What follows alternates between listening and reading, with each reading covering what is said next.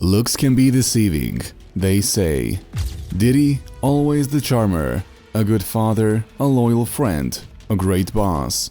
You ignoring me? Why you always ignoring me? Getting played. Or should I say, a man with the perfect mask for every role. Sometimes you should actually judge a book by its cover, because some things are just too good to be true. I should have trusted my guts, she said. Not every reward is a blessing. Some are curses in disguise. A blessing she thought could help her achieve her dreams, but actually lured her somewhere there was no turning back from.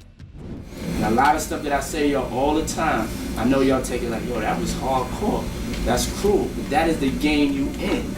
I am sorry, that is the game you decided to get in. And that game is Bad Boy Entertainment. I like them up. You have to know that. Winning, I don't like just to win. I want to win over and over and over. I want to be, at the end of the day, I want all of us to be the best. Latroya Grayson, a woman from Oklahoma, was over the moon with excitement. After all, she was a winner. It was the year 2006 and she won a radio contest, and the prize was a dream come true. An all-expenses-paid trip to New York City to attend one of Diddy's famous legendary parties. This wasn't just any party, it was the kind people fantasize about, and a chance to rub shoulders with celebrities. What could go wrong? Grayson and her sibling had entered the contest together, and luck smiled on them. With their Delta Airlines tickets in hand, the pair flew from Oklahoma to New York on October 16th, ready for an unforgettable experience. Happy birthday! But something weird happened. The party was originally called a white party, but the theme mysteriously changed to a black party at the last minute. Odd, but it didn't matter much at the time. When they arrived, excitement turned into frustration. A long line stretched outside the venue, packed with other contest winners eager to get in. Grayson and her sibling waited patiently for 45 minutes before Grayson was finally allowed inside. But there was a catch. Her sibling wasn't. Grayson would later find out why. Entry wasn't based on arrival time or contest status, but on something far more superficial: attractiveness and clothing. Inside, Grayson found herself alone. The venue was packed with celebrities, people she'd only seen on TV. Among them, she met someone claiming to be Diddy's assistant. The atmosphere was electric, yet something about it felt off.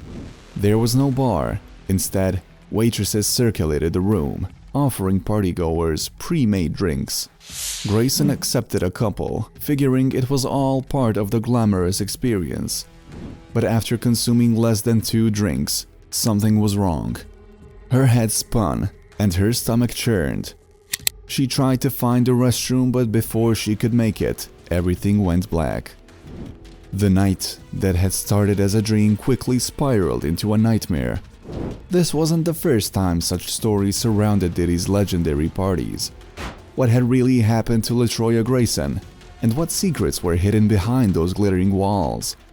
Grayson's eyes fluttered open to an unfamiliar ceiling, the harsh lights of St. Vincent's Medical Center of New York, blinding her as she tried to make sense of what had just happened. Her head throbbed, and her mind felt like a foggy blur. She couldn't remember how she ended up in the hospital. The last thing she remembered was the party, the drinks, the dizziness, and then nothing. As she tried to sit up, she noticed something was horribly wrong. Her body felt wrong. She wasn't wearing her underwear or shoes, and her skirt was torn. A sinking feeling hit her stomach as she felt around her wallet. It was there, but only $20 remained. All the money she had traveled with was gone, stolen. She believed she had been and robbed. But what had happened to her? How has it gone this far? Less than 24 hours after arriving in New York for the legendary event, she was back on a plane to Oklahoma, her mind still reeling from the events she couldn't remember. The reality of the situation began to sink in as she processed what had just happened, or rather, what she thought had happened. But the nightmare wasn't over.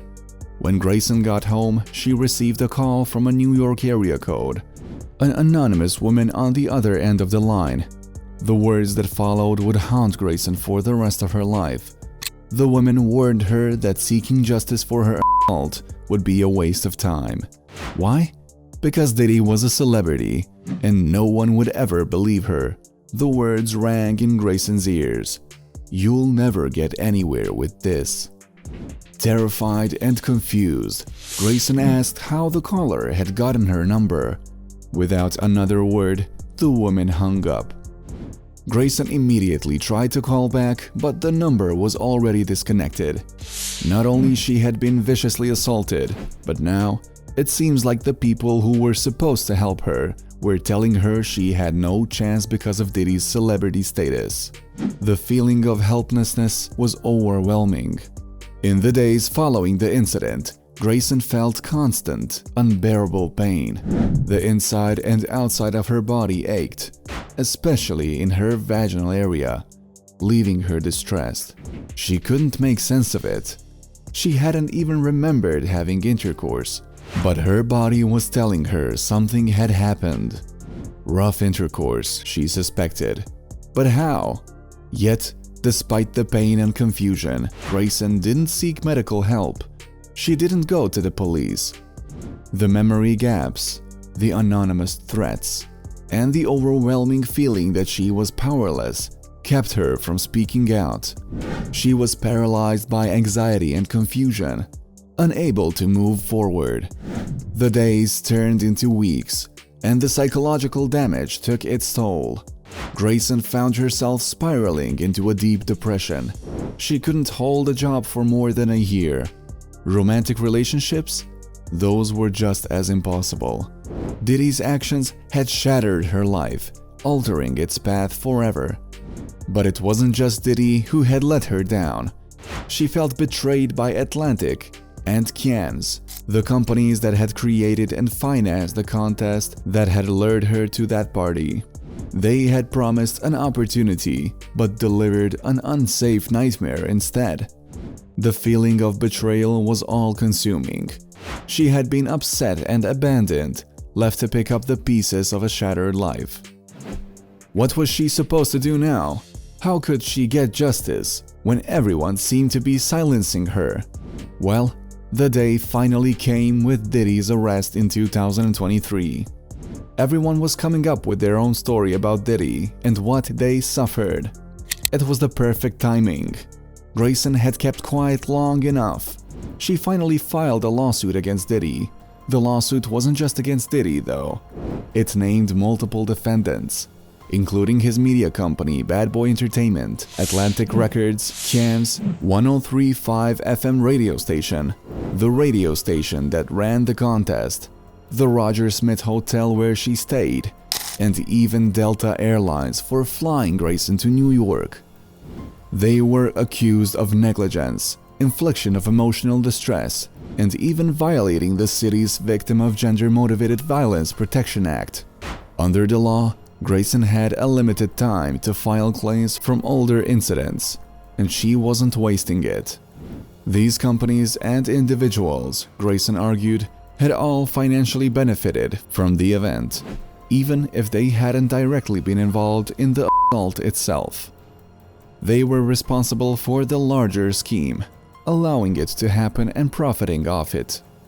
Ariel Mitchell, Grayson's attorney, didn't mince words.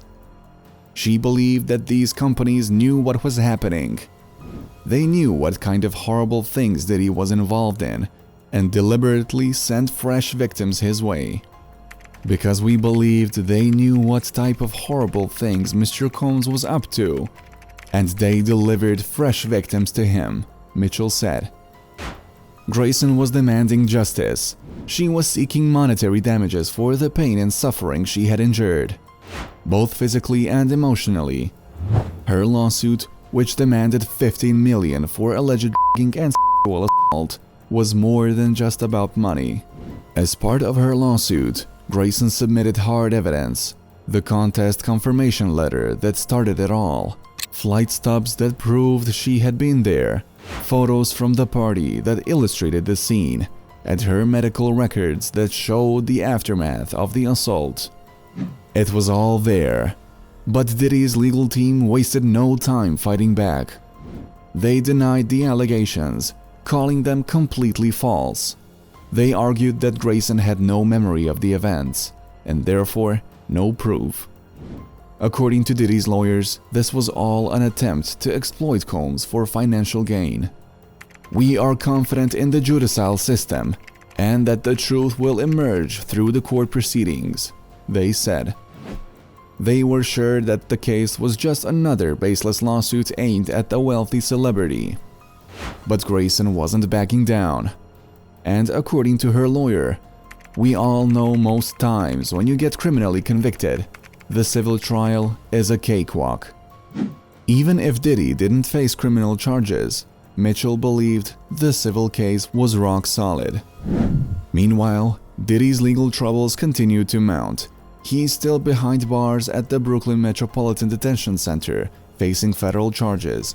While he pleaded not guilty, his trial was scheduled for May 5, 2025. Grayson's lawsuit was just one of many against the music mogul, but she wasn't going to let him walk free. His lawyers continued to dismiss the allegations, calling them opportunistic fabrications. They insisted that Combs has never sexually assaulted anyone or engaged in trafficking. Mr. Combs cannot respond to every baseless lawsuit and lawyer-driven money grab, they said. A Delta spokesperson issued a statement, saying that the airline had not participated in the unlawful actions alleged in this lawsuit. But they, too, were part of the web Grayson sought to untangle. Atlantic Records, Combs, 1053, and the Roger Smith Hotel had yet to comment on the lawsuit. But what do you think? Will the truth ever come to light for Latroya Grayson? Or will this case be buried, just like so many others? Leave your thoughts in the comment section below, and don't forget to subscribe for more Diddy-related updates.